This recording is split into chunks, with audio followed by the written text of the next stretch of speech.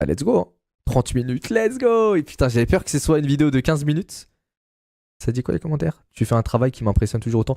Les refs, ce qui m'impressionne vraiment chez Feldup aussi, c'est que ses OST, il les fait lui-même. Genre, vous voyez les petits sons qu'il y a en arrière-plan et tout.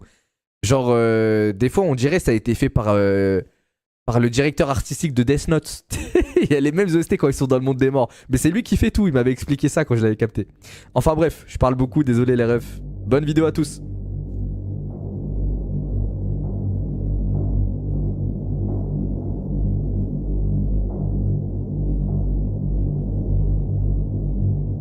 Oui, c'est un musicien. Ouais, c'est un musicien. Daft Punk. Mais j'aime trop ce groupe, pour moi, c'est l'un des plus grands groupes de tous les temps. J'écoutais quoi Daft Punk? J'écoutais Daft Punk, j'écoutais Justice. J'écoutais quoi comme style de chanson un peu comme ça Là, au moment où je tourne, on est un jour après ce que j'avais tourné précédemment. Entre temps, moi j'ai essayé de me ressourcer parce que parler de Nick Bate, c'est un truc qui me demande beaucoup d'énergie. Je ne sais pas pourquoi, mais cette affaire est un des... Go sur leur live. Non, les refs. Je vais pas un stream. Allez-vous sur leur live. Mais je vais pas me faire des viewers sur des viewers, c'est bizarre. Ouvrez un onglet, allez sur leur live, vous quittez le mien, allez sur le leur et vous reviendrez quand vous voulez, les refs. Les trucs les plus horribles que j'ai eu à raconter. On n'a pas vu la partie 1, c'est pas grave. C'est grave, non, c'est pas grave, non. Donc cette deuxième partie de la vidéo, ça n'a rien à voir normalement. Qui va se pencher sur un autre cas de youtubeur qui, pareil, a été extrêmement destructeur sur son chemin. Laissez-moi vous parler de l'histoire sordide et extrêmement étrange de Randyster, un gars qui a montré pendant toute sa vie des signes de dangerosité extrême, signes qui ont tous été ignorés, jusqu'à amener à une des plus grandes tragédies de l'histoire du site. Commençons. Attends, je suis désolé, mais ce soir, il n'y a pas beaucoup de modérateurs. Il y en a, ils pensent trop c'est la fête à leur grand-mère dans le chat. Les refs, s'il vous plaît, restez tranquilles, s'il vous plaît. Il y en a, ils me disent de la fermer dans le chat.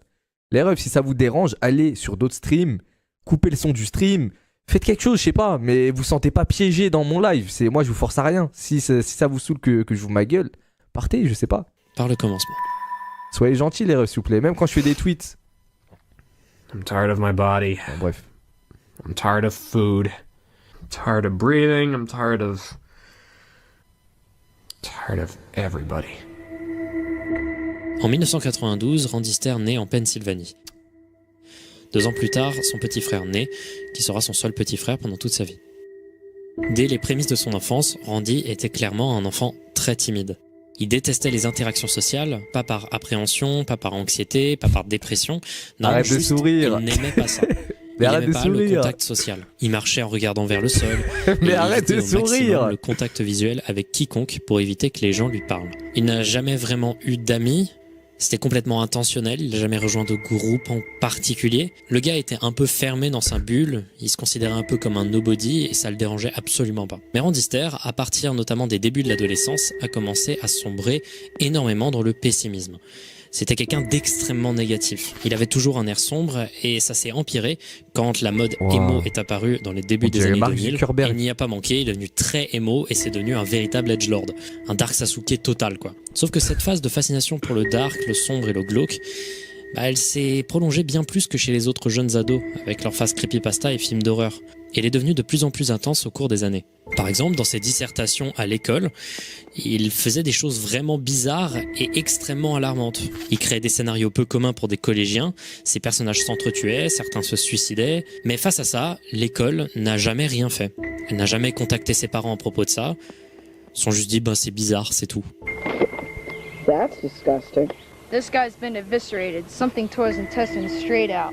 I have a very bad... Wesh, il a 8 ans et demi, il dit des trucs comme ça. En 2008, Randy a 16 ans et une nouvelle mode s'empare des jeunes. YouTube. Il n'y manque pas, il crée sa chaîne YouTube appelée Pioneers Production et il se présentait dessus comme Andrew Blaze. C'est simple, Randyster c'était un nom qui lui plaisait pas. Randy c'est un peu moche. Du coup il a commencé à partir de la primaire à s'auto-référer comme Andrew Blaze et ça a poursuivi jusqu'à son pseudonyme. Nous on va continuer à l'appeler Randy parce qu'il n'a jamais vraiment légalement changé son nom. En novembre 2009, Randy poste sa première vidéo. Et c'était assez cohérent avec ce qui marchait sur YouTube aux États-Unis à ce moment-là. Des sketchs humoristiques courts avec un humour noir très à la Shane Dawson, truc qui a énormément vieilli aujourd'hui, qui est particulièrement cringe et qui a juste comme principe le fait de choquer. Et là, c'est un des exemples les plus clairs.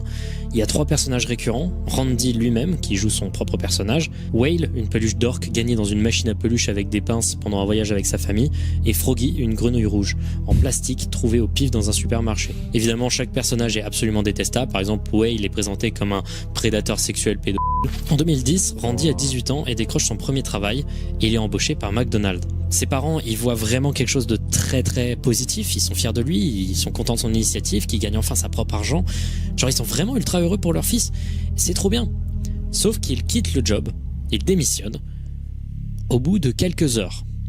Juste, il aimait pas y être et puis il avait pas besoin vraiment de thunes parce qu'il avait pas de potes, il avait pas de trucs à faire. Genre, juste lui, il voulait filmer ses peluches, faire des sketchs. Plus tard la même année, Randy s'inscrit dans une université publique pour étudier la communication de masse. Les universités publiques, ça a une assez mauvaise réputation aux États-Unis. C'est connu comme étant des formations un peu moins prestigieuses quand même que les universités où il faut payer. Mais néanmoins, son père voulait toujours qu'il travaille, qu'il gagne son propre revenu et qu'il soit indépendant. Il était juste très inquiet de voir Randy ne pas être capable de rentrer dans la vie adulte. Ce qui est un vrai truc problématique avec Randy. Il avait l'air de vraiment pas évoluer. Après maintes et maintes demandes auprès de Randy, complètement opposé à l'idée, son père lui demande s'il serait prêt à travailler, s'il lui trouvait lui-même un poste à son propre lieu de travail. Randy accepte et si on lui trouve un poste, il ira assurer ses heures. En l'occurrence, le père de Randy était manager dans un supermarché de la chaîne Weis, qui est une chaîne assez présente aux États-Unis. Et du coup, Randy décroche un job et il commence à travailler sérieusement. Il fait en effet ses heures et il essaye même d'être positif et amical avec ses collègues. Bref, il semblerait que les choses se portent plutôt bien. En 2011, il semblerait que sa vie continue à prendre une tournure plutôt positive. YouTube lui envoie un mail, c'est simple, il est accepté dans le programme partenaire de YouTube. C'était un truc qui à l'époque était très rare, c'était uniquement pour certaines chaînes qui marchaient vraiment bien. Le programme partenaire de YouTube, c'était une opportunité enfin de pouvoir monétiser ses vidéos. Et au balbutiement de YouTube, c'était très rare. Randy, il était très heureux de la nouvelle. Sa chaîne, elle grandit progressivement. Quelques-unes de ses vidéos font un buzz de niche, notamment quand plus tard en 2011, un YouTuber du nom de Ray William Johnson, le YouTuber qui a d'ailleurs influencé Salut les Geeks et What the Cut, YouTuber qui aussi, et je tenais à vous le dire parce que c'est important pour la culture, est viscéralement détesté aux États-Unis. J'ai jamais compris pourquoi on l'avait encensé, nous, personnellement. Bref, je disais, Ray William Johnson parle de la chaîne de Randy Stair dans une de ses vidéos. En réalité, il ne parle pas de ses sketchs, mais d'une vidéo assez anecdotique que Randy a postée, où l'on voit une de ses connaissances se faire écraser par une voiture, et qui après un concours de circonstances étranges se retrouve à se faire écraser une seconde fois. Ray William Johnson traite de la vidéo, mais mentionne brièvement les vidéos que réalise Randy Stair en disant qu'il vlog. The kid who originally posted this actually vlogs regularly on YouTube, which usually isn't the case for people who post these videos. And good for him, you know, someone gets hurt in his grandpa's yard and he's like, F it, I'm gonna post this shit on YouTube right next to my blogs. Mais à l'époque, Ray William Johnson, il est dans le top 3 des youtubeurs les plus importants de toute la plateforme, et donc cette brève mention va faire un boost significatif à Randy Stair. Ça va amener énormément d'attention, mais ce genre de buzz, souvent, c'est assez éphémère. Randy il voit cette étincelle, mais le feu prend pas. Il est de plus en plus frustré et il commence à faire plein de types de vidéos différents, voulant plus de vues, plus d'abonnés, plus d'attention encore. Il fait une chaîne gaming, il fait des vlogs, il crée même à un moment une autre chaîne, mais rien ne marche, rien ne fit. Lui, ce qu'il veut faire, c'est continuer à faire ses sketchs à la con avec Whale et Froggy. Néanmoins, il y a un truc qu'il va continuer à faire à ce moment-là, et qui continuera à faire tout le long de sa carrière sur YouTube, c'est de faire des longues vidéos où juste il parle à la caméra et il donne ses avis sur des trucs, des longs vlogs très personnels où il est plus dans l'introspection. Le problème de faire des sketchs façon 2008-2009, c'est qu'à partir de 2011-2012, les gens commencent à trouver ça excessivement chiant et c'est un concept qui s'essouffle. Du coup, au fur et à mesure du temps, sa chaîne, elle tombe un peu dans l'oubli. Sa communauté mincit, n'arrive plus à avoir le même buzz de niche qu'il avait à l'époque. Et en 2013, quand Randy a 21 ans, 3 événements s'enchaînent en quelques mois qui vont transformer sa manière d'être et sa personnalité. D'abord, le meilleur ami du frère de Randy meurt dans un accident de voiture. C'est la première expérience de Randy avec la mort et ça va pas mal le bouleverser. En plus de ça, c'était un membre de son entourage proche qui était dans la même tranche d'âge que lui, ce qui le perturbe encore plus. Et là s'ensuit une série de malchances et de pertes importantes dans sa vie qui vont définitivement changer sa personnalité. One guy I got to work with was Matt. We were just starting to connect when the semester came to a close. But the following semester, not even 3 days into it, my instructor brought me into the hallway after class and told me that he had been killed in a car crash that December. Quelques mois après, alors que Randy a toujours du mal à vivre le deuil, il a un accident de voiture. La même raison pour laquelle l'autre était mort. I felt cold and my grades immediately took a change for the worse. I started paying more attention to life as being fragile than focusing on classwork, and I really lost who I was in that dark time. À ce moment-là, Rambi il commence à sombrer. Il tombe dans la dépression et il commence à avoir des idées assez sombres. En plus de ça, sa chaîne marche pas. Il perd de plus en plus d'attention, de plus en plus de popularité. Sa vie se répète. Il est plus heureux en fait. À cette période, il commence à développer une obsession maladive avec la mort. Il parlait que de ça. Il voulait comprendre le concept de la mort, ce qui se passait après et ce que ça fait de mourir. Il disait penser à la mort en tant que concept à peu près toutes les 10 minutes, tous les jours. Et c'est à partir de ce moment-là que l'histoire part en couille. Je suis très sérieux, à partir de ce moment-là, l'histoire devient hyper étrange. Ça veut pas dire que c'est moins malsain, très sincèrement vous allez voir que ça rigole pas. Mais plus ça avance, plus c'est bizarre. Là où certaines personnes tombent dans l'immobilité et l'apathie, lui, il va tomber dans la colère et dans des obsessions. Pendant cette dépression, Randy regardait beaucoup la télé, en particulier des dessins animés. Désolé. Oh, merci pour les subs offerts, Boquinho. Merci beaucoup, mon ref. Love, désolé, je suis à fond dans la vidéo là. Je me demande vraiment quel va être le tournant qui va faire qu'il est parti en couille, le poteau. Mais en tout cas, ça me perturbe parce que je me dis, si sa chaîne YouTube avait continué de fonctionner, ce serait peut-être le PewDiePie version 2 au stage, je sais pas. Mais ce serait pas parti en couille, quoi. Donc je me dis, est-ce qu'il y a des gens pour qui dans leur vie ça a fonctionné et qui sont restés des personnes bien et que ces mêmes gens auraient pu partir en couille aussi, genre si ça avait pas marché? Genre je me pose une question de ouf. Il l'utilisait comme une forme d'échappatoire. Désolé, c'était incompréhensible ce que je viens de dire, mais vous m'avez capté, je pense. Danny Phantom. C'est un dessin animé pour enfants où le personnage principal... Comme moi, par exemple, vous pensez que si Internet ça avait pas marché, je serais parti en couille? Moi, j'aurais pu devenir un tueur ou j'en sais rien. A des pouvoirs en rapport avec les fantômes, tout ça. Oui, de ce que j'ai compris, je sais pas comment dire. Mauvais, c'est même plutôt correct pour des enfants, mais clairement, il a passé l'âge de regarder ça façon fan hardcore. C'est un dessin animé que Randy avait toujours aimé. Et son amour pour le dessin animé, il s'est intensifié. Il a commencé à hyper fixer dessus. Il se sentait connecté au show et à ses personnages, et en particulier le personnage de Amber McLean.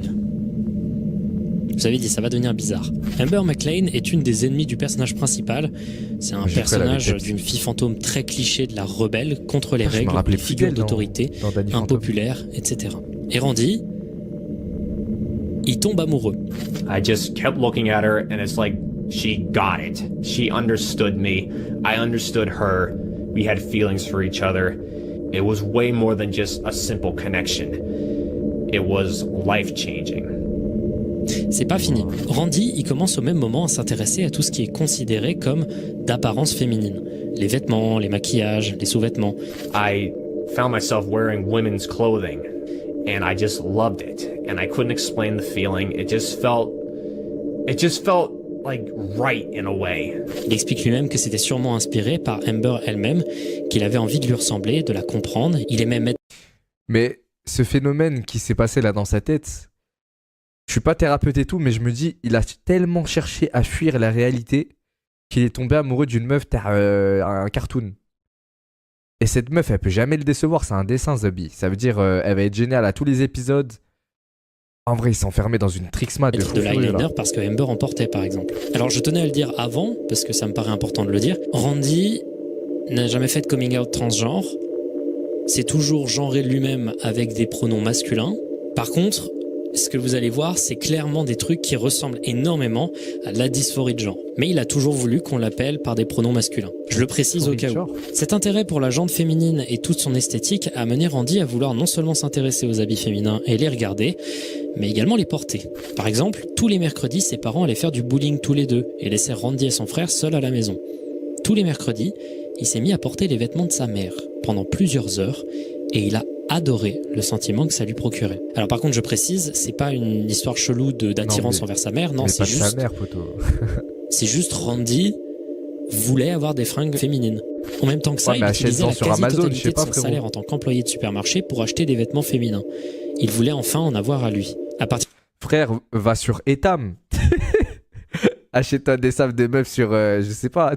C'est sur Letty Brittle Liar, je sais pas quoi, là, le site de Airbnb. À partir de pas les là, vêtements de ta Randy mère. commence à développer des troubles du comportement alimentaire, se met à manger très très peu et très peu souvent, et il perd énormément de poids. Alors il y a 2 théories qui ont été données par des professionnels de psychologie sur le sujet. Soit c'était sa dépression qui lui faisait perdre du poids, Randy qui a rempli son soit il panier voulait Shine. avoir des traits plus féminins. Parce que perdre beaucoup de poids, ça rend les épaules moins proéminentes, ça affine la taille, soit des images. Attends, quoi, pardon, j'ai pas écouté. C'était sa dépression qui lui faisait perdre du poids, soit il voulait avoir des traits plus féminins. Parce que perdre beaucoup de poids, ça rend les épaules moins proéminentes, ça affine la taille, soit des images qui sont associées à des caractères féminins classiques qu'on peut voir dans les médias par exemple. It all goes back to Ember in a way. And just like that black top, you know, my mom had a bra that looked somewhat similar to that, and I would put it on, I would, you know, like look in the mirror and pretend I was singing into a microphone or playing the guitar, you know. That's where that all started. Ember started that whole shebang for me, pretty much. C'est simple, son obsession pour Amber McLean l'a fait tout changer à propos de lui-même. La manière de s'habiller, de parler, de marcher, ses centres d'intérêt, ses opinions, tout s'est altéré pour ressembler ou plaire à Amber. Il pensait très sincèrement, et c'est pas une blague, que elle et lui étaient en couple. Très sincèrement. Il avait l'impression que les sentiments qu'il avait pour elle étaient réciproques et qu'elle était réelle. Ça me fait de la Il peine. disait des avoir fois, une ouais. sorte de connexion spirituelle avec elle, qu'il l'avait rencontrée dans une autre vie. À ce moment-là, il commence à faire des fanarts en tout genre d'elle, des dessins, des edits. So before you knew it, Ember was appearing everywhere on my YouTube channel, Pioneers Productions. It was the profile picture, it was in the end screen, it was on my Twitter, on my Facebook, in my gaming videos. She was everywhere. Et à ce moment-là, il va commencer un autre projet. Sa chaîne Pioneers Production, elle stagne à mort et il fait pas grand-chose d'intéressant. À ce moment-là, il se dit, je vais faire une nouvelle émission, EGS, Ember's Ghost Squad. Il s'agit d'animations faites par lui-même, reprenant l'univers et le dessin animé Danny Phantom, Ouais, il est chaud. mais faisant en sorte que C'est Amber bien soit fait. le personnage principal et non Danny, sa propre version du dessin animé en soi. Le concept de base des épisodes est assez ridicule et très edgy, vraiment on dirait un concept créé par un collégien, mais il faut savoir Non, qu'à il est cette chaud. période, Randy, il a plus de 20 ans, largement plus de 20 ans. Amber et son équipe cherchent des adolescents suicidaires pour les faire rejoindre Merci, Walex, leur pour les équipe subs. en soi, Merci, se moi. suicider, en devenant des fantômes. Il arrête peu à peu de faire des sketchs et de les poster sur sa chaîne habituelle, Pioneers Production. Il crée aussi une chaîne spécifique pour poster uniquement ses animations EGS et ne se consacre plus qu'à ça. À ce moment-là, il se décide de faire une grande décision. Il arrête totalement la chaîne Pioneers Productions et il se consacre uniquement à la chaîne secondaire qui était destinée à EGS. Mais il veut pas quitter Pioneers Productions comme ça. Il veut une vraie fin. Une dernière vidéo qui fasse une sorte d'explosion finale pour conclure la chaîne. Et il va donc créer une série de 5 vidéos finales pour sa chaîne Pioneers Productions. Et celle-ci montre clairement que à ce moment-là dans sa vie, il était un peu en train de péter un câble en fait. Ça faisait un petit moment déjà qu'il avait posté des vidéos où on le voyait beaucoup porter des armes, mais là ça prenait une tournure tout autre. Ouais. Clairement il commençait à tomber dans des raisonnements de merde et dans des obsessions vraiment extrêmement sombres. Dans les vidéos qui terminent sa chaîne, on peut le voir poignarder Whale et Froggy avec du sang giclant partout, avec un énorme focus sur du gore un peu ridicule. À un moment on peut voir le personnage de Froggy demander « Pourquoi est-ce que tu me fais ça ?» Tandis que Randy répond ensuite « Parce qu'elle me l'a demandé », avec du sang sur le visage et une animation de Amber derrière qui le fixe dans la pénombre. Ah, À la c'est fin, il brûle les deux C'est un peu flippant quand même. personnages. C'est donc la fin de sa chaîne. Waouh, Amber, elle lui demandait dinguerie là. Chose qui va être importante à noter pour la suite, pendant le tournage de cette vidéo, Randy se blesse à la main accidentellement. À partir de là, il ne peut travailler que pendant les horaires de nuit au supermarché Vice dans lequel il travaille toujours. C'est un détail minime mais hyper important. I can't tell you that stuff about me because then you'll start getting concerned and then my parents could find out and then I could end up in a mental ward, you know? I'm not mentally insane. I'm not psychotic. I'm just me. I'm Andrew Blaze. À partir de là, il commence vraiment à tomber dans des obsessions un peu malsaines et à tomber un peu dans une forme de schizophrénie. Chaque épisode de EGS était gore, tourné autour de la mort, les personnages se suicidaient ou étaient assassinés dans chaque épisode. Dans son journal, c'est à cette période d'ailleurs que l'on commence à voir Randy développer un très très grand intérêt pour la tuerie de masse de Columbine, la plus célèbre fusillade d'une école. Il appelait Eric Harris, un des deux gars qui ont fait la tuerie, son inspiration. Et il lisait et analysait tout le plan qu'avaient fait les deux tireurs pour faire la tuerie. Randy s'était fait lui-même 3 versions du t-shirt que Eric Harris portait lors de la fusillade un t-shirt blanc avec écrit dessus « Sélection naturelle » en noir. Il les portait presque... C'est ça qui m'inquiète dans ce pays. Moi, j'aimerais bien...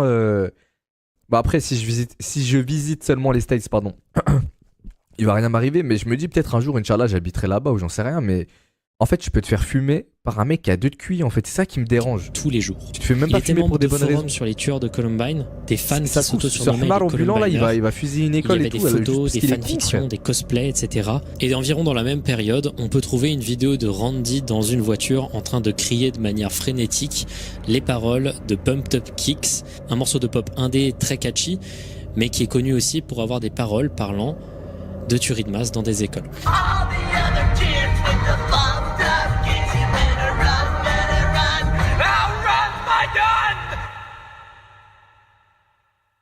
Maintenant, je vais occulter 6 mois de la vie de Randy Ster. Je vais en parler juste après, mais j'aimerais juste faire un bond 6 mois après. On est le 7 juin 2017. Et là, ce jour-là, il va se passer une très grosse tragédie. Vous allez comprendre après pourquoi je ne parle pas tout de suite des 6 mois qui ont précédé ce jour-là, pour vous mettre tout simplement dans la tête des gens qui découvraient le personnage à l'époque. 7 juin 2017, 22h52. Comment il trouve une arme déjà? Mais frère, il la commande sur eBay, Zebi, il la reçoit le lendemain en livraison 24 heures. C'est simple là-bas de se procurer. Randy Ster arrive en voiture au supermarché Vice et commence à travailler comme d'habitude. À 23h19, toujours en travaillant, Randy dégaine son téléphone et poste une vidéo sur sa chaîne. On parlera de la vidéo en question un peu plus tard. À partir de ce moment-là, il commence à barricader, verrouiller et bloquer toutes les entrées et sorties possibles du magasin, une par une. Oh là là. Aucun de ses collègues ne remarquera ce qu'il se passait. Il a ensuite repris son travail comme si de rien n'était. Il voulait attendre pour voir la réaction des gens et les commentaires sur sa vidéo. À minuit, Randy poste une série de tweets. Pareil, on les met de côté, on va en parler après. Il envoie également un mail à 5 ou 6 amis, mails qui ne seront lus que le lendemain matin. À ce moment-là, il sort du magasin par l'avant. Il rentre dans sa voiture et conduit autour du magasin jusqu'à arriver aux portes d'entrée, dernière porte encore ouverte. Il les bloque avec sa voiture, entre par la dernière porte automatique accessible, puis la verrouille. Plus personne ne peut sortir. Juste avant de revenir à l'intérieur du supermarché, Randy change de t-shirt et revient en portant un de ses t-shirts fait maison, où il y a marqué « It's our time to rise », soit « C'est notre moment ». Putain. La première personne qu'il croise est une de ses collègues, appelée Victoria. Elle fuit en le voyant pointer un fusil sur elle. Il ouvre le feu, il tire sur Victoria 4 fois, la touchant 2 fois dans la hanche gauche, 1 fois dans la poitrine et 1 fois à l'arrière du crâne quand elle essayait de s'enfuir. Randy voit ensuite une autre collègue, Kristen, qui n'a rien vu ou entendu car elle utilisait des écouteurs. Il la regarde, elle ne le voit pas et ne la remarque pas. Il hésite à la tuer, mais s'en va marcher ailleurs et ne lui fait rien. Quelques minutes plus tard, elle se rend compte de ce qui se passe, se cache dans une armoire et appelle le 911. Randy, lui, continue de marcher dans le magasin avant de voir son collègue Brian, 47 ans, et dès qu'il le voit, il ouvre le feu. Brian est touché 4 fois, 1 fois dans la tête, 1 fois dans la poitrine, 1 fois dans l'aine et 1 fois dans le bras gauche. Mais il se passe quoi quand un tueur voit quelqu'un qui décide de ne pas le tuer? C'est quoi son raisonnement de sa tête? Il s'est dit, elle m'a pas vu, ça y est, je la laisse tranquille. Genre, je comprends pas. Si elle était partie en courant, il l'aurait tué certainement, mais en fait, ils aiment la peur, c'est ça? Il continue ensuite de chercher. Putain, je Il comprends croise pas. Terry Lee Sterling, 63 ans, qui faisait partie des plus hauts gradés. Terry essaye de fuir, Randy lui tire dessus à répétition et le tue. Randy n'avait plus rien à faire, plus personne à tuer. Il cause le plus de chaos possible dans le magasin en tirant dans toutes les directions. Ensuite, il se met derrière le comptoir et met fin à ses jours.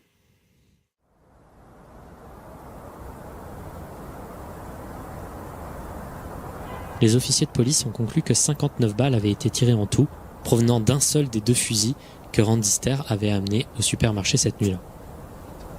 L'autopsie a révélé que Randy était sous une massive quantité de Benadryl, un antihistaminique. Cette dose l'aurait probablement tué s'il ne s'était pas suicidé lui-même. Le raisonnement derrière est peut-être d'avoir un plan B, au cas où la police l'arrête ou dans le cas de figure où il ne pourrait pas se résoudre à se suicider au moment de le faire. D'un coup, ça remet à la réalité. Si jusque-là, c'était plutôt facile de se moquer de Randy Ster, ça calme d'un coup. Ça calme d'un coup parce que jusque-là, Randy Ster, pour moi, c'était un gars absolument ridicule, un edgelord complet, avec juste 2-3 fascinations un peu glauques qui pouvaient mettre mal à l'aise. Mais lui, il est allé jusqu'au bout, et ça a causé des dégâts monstrueux. Mais le pire de tout ça,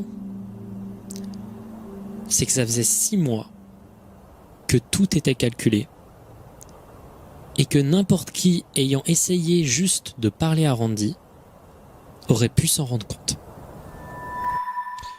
Bah ouais, mais le frérot, à part parler à Amber chez lui, il parle à personne aussi, frère. I know the surrealness of all this is probably creeping in right now with you thinking, I'm watching him right now and he's dead, you know? Today's April 4th, 2017, and I have just over 5 months to live. Revenons en février 2017. À ce moment-là, Randy a 23 ans, et c'est là qu'il commence à planifier son suicide dans son journal. Il veut se choisir une date de mort, le 7 septembre 2017. Il lui restait donc 6 mois, il voulait sortir un épisode final grandiose avant de mourir, et il s'est mis à travailler dessus. L'épisode allait s'appeler The Westboro High Massacre. Il était censé être la meilleure chose que Randy n'ait jamais fait. Il a contacté plus de 20 monteurs, doubleurs, pour réaliser cette dernière vidéo qu'il voulait être son chef-d'œuvre. Aucun n'a répondu, certainement à cause des thèmes plutôt choquants et alarmants de la vidéo en question. Il travaille donc seul et est complètement déprimé, tout en écrivant régulièrement dans son journal à quel point il n'a plus de motivation pour quoi que ce soit, et construit lentement son plan de suicide. Il crée, comme les tueurs de Columbine, des suicide tapes, en référence aux basement tapes de Columbine.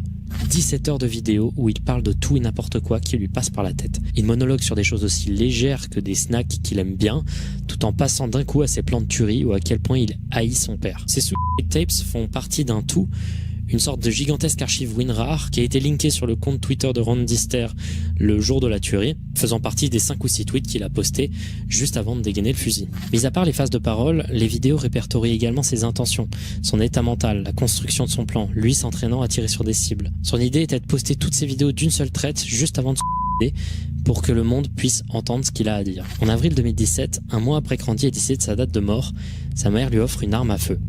Le même fusil qui était utilisé par les tueurs de Columbine. Évidemment, elle n'avait aucune idée de l'état mental de son fils. Les refs, là-bas, c'est banal d'offrir des armes à feu. Hein. À Noël, les gosses, ils ouvrent leurs cadeaux. Enfin, certains, pas tous, tu vois, mais il y a des guns normales dedans. Et Randy Ster, lui, il a réagi comme ça, en écrivant dans son journal « Tu as été stupide de me faire confiance avec ce fusil.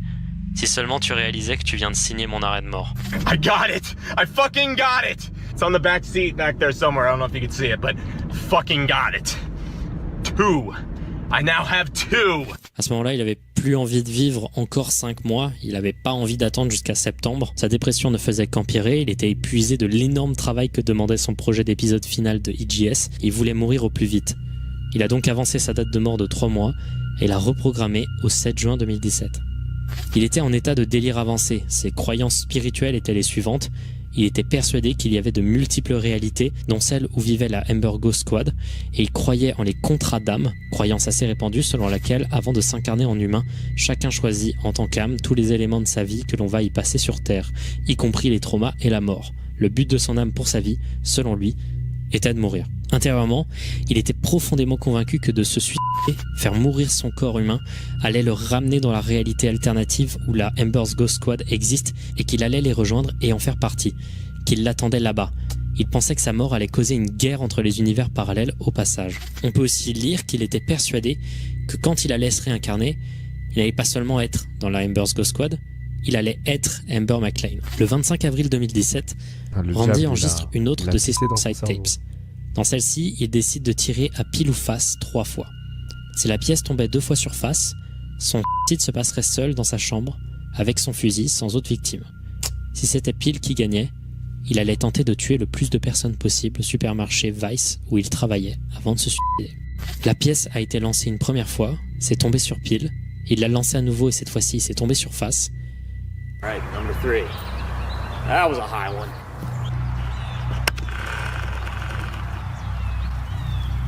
Tails.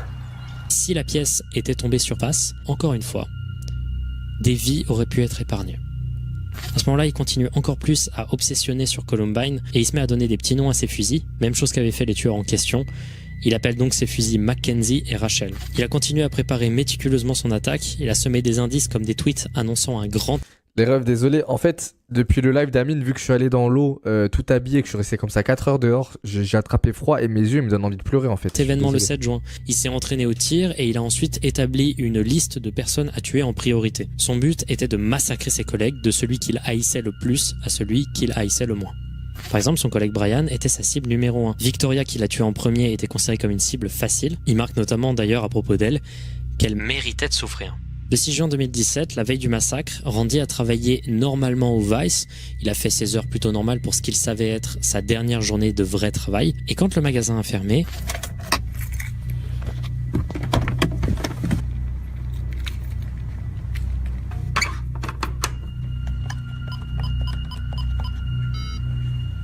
il est resté seul dans le magasin et a filmé toute la disposition du bâtiment pour localiser toutes les entrées et sorties possibles afin de n'en oublier aucune et de les bloquer efficacement le lendemain.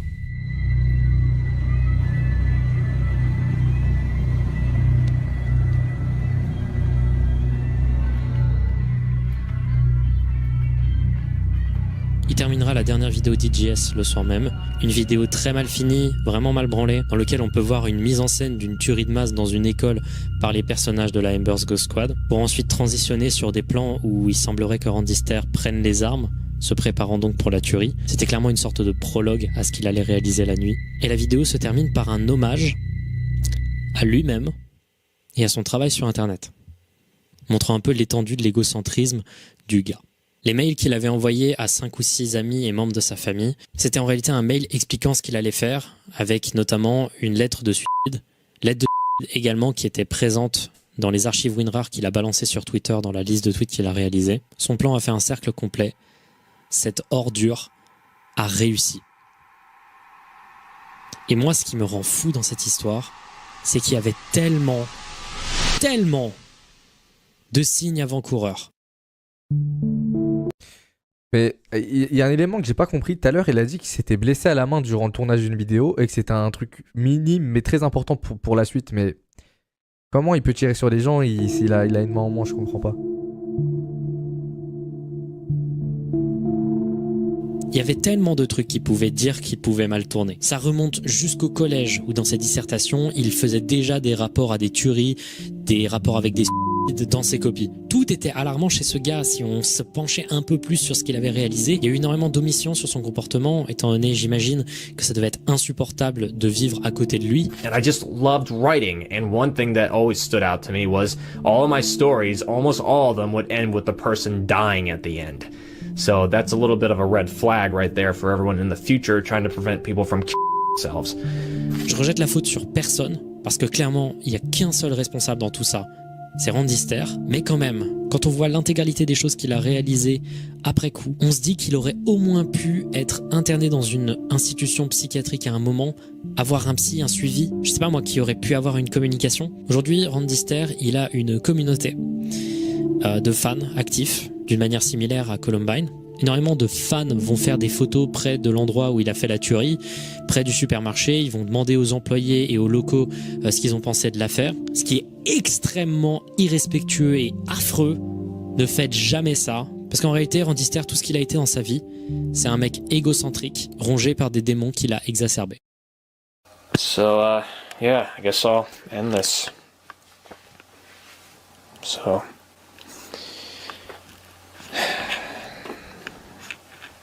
Who would have thought? Who would have thought? Have a good one, guys.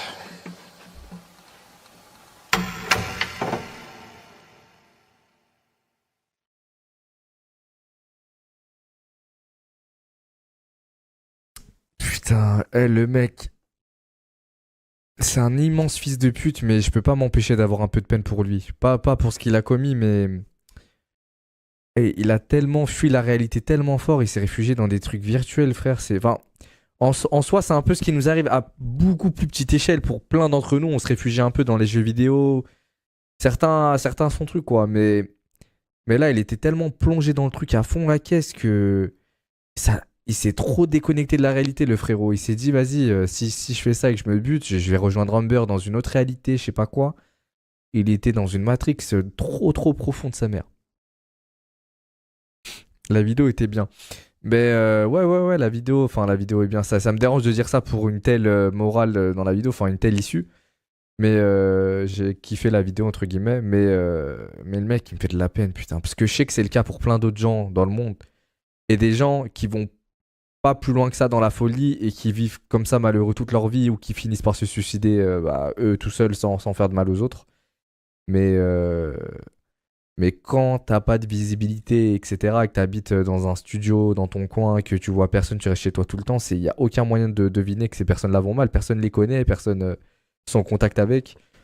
Donc ça me fait de la peine pour tous ces gens-là. Là. Putain, c'est triste en vrai.